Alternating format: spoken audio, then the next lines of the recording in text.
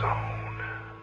Greetings, my fellow Fright Fiends. It's your buddy BoogeyMan Ben here for another episode of BoogeyMan Ben's Horror Zone, and this is part 3 of Countdown to Halloween franchise retrospective series, where I am going through all 10 of the Halloween films that are in the franchise currently.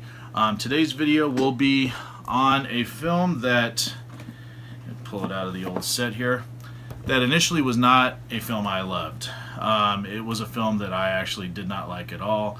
I initially watched it when I was a little kid on Halloween night, and like many people, I was upset about it because it didn't have Michael Myers in it, and it was a complete sort of, 180 from the first two films in the franchise. And of course I'm talking about Halloween 3 Season of the Witch, directed by Tommy Lee Wallace, and released 1 year after Halloween 2 in 1982. And going back to my earlier retrospectives of the Halloween franchise, I always put this film low. I didn't like it. I think for the longest time I just ignored it. I didn't own a copy of it until a couple years ago. And what happened was I had seen it as a little kid, and I think I revisited it one time, like when I got older and I was able to rent it, and still was just not a fan of it. I was always a big fan of Tom Atkins, so it's nothing against him. I absolutely love the guy and had the honor of meeting him this year. But for the longest time I just said, this isn't a Halloween film to me. That Halloween 4 for me was really Halloween 3. I just didn't want to acknowledge this film because, I was closed-minded. And as I got older, and I don't know how it happened, I think I happened to, when Scream Factory put out the initial release of and I didn't buy it initially, I bought it some years later, but I really just gave it another chance as an adult, not having watched it for probably 15 years. And I came to find out that I was a fool. I was a fool for bashing this film, not giving the film a fair chance. This is a great Halloween film. Yes, it is outside of the Michael Myers story, but if they were going to go a different route, which is what John Carpenter and Deborah Hill tried to do, by making a different themed Halloween film after they supposedly had killed Michael Myers and Dr. Loomis off in Halloween 2, it made sense that they would go a different route and choose a different theme, almost like a Twilight Zone or a Tales from the Crypt or something, a different story that would have the themes of Halloween.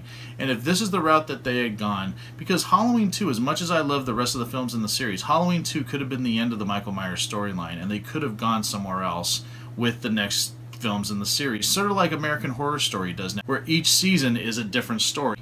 I think it would have really worked well, but I think this was something that was ahead of its time. But like I said, going back to my thoughts on Halloween 3 now, I love this film. This is a film that I watch now in the last couple years every Halloween, and sometimes I watch it before Halloween. The music in this, the Silver Shamrock theme, the whole idea that this guy is creating these masks to kill pretty much all the children of the world is very creepy. And I love the whole idea behind how the masks are created, that it's linked to Stonehenge, that, it's a very different, odd movie, but it really works. And for someone that loves the Halloween season so much, as I've gotten older, I've been more open-minded to other stories and different interpretations of the Halloween season. And this film is just fantastic, and I can't say enough great things about the cast. Of course, Tom Atkins, he is one of the godfathers of horror, in my opinion, as a horror actor. I just absolutely love him. But also Stacey Nelkin and Dan O'Hurley, they're all fantastic in this film. And it is very creepy. I love the effects in the film with the bugs and the snakes and the worms that come out of these people's mouths after they put the mask on and watch the flashing, this is Halloween, 3 more days till Halloween. I mean, that is really awesome. And this film, I think, has gotten so much more popular because people like me that were so stupid and closed-minded back in the day that weren't giving it a fair chance are finally saying, hey, it's actually not that bad, it's actually great, and the more that I watch it, the more that I love it. Do I love it as much as the first 2 Halloween films? No. I mean, I think they're still my favorites. But I do think this is a great film that's gotten a lot of shit over the years that I'm so glad that they are people are starting to realize how great this film was and what an interesting concept this could have been if it could have played out, you know, had John Carpenter and Deborah Hill and Tommy Lee Wallace, who's a fantastic director, by the way. If this could have been its own new thing, if the Halloween series would have continued with different themed concepts with each film, I think it would have worked fantastically. To give this one a fair rating on my scale, I would give Halloween 3 Season of the Witch 4 skulls.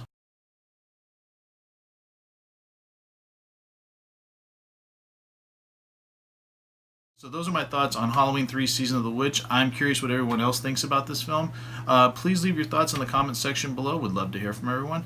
And as always, thanks so much for watching BoogeyMan Ben's Horror Zone.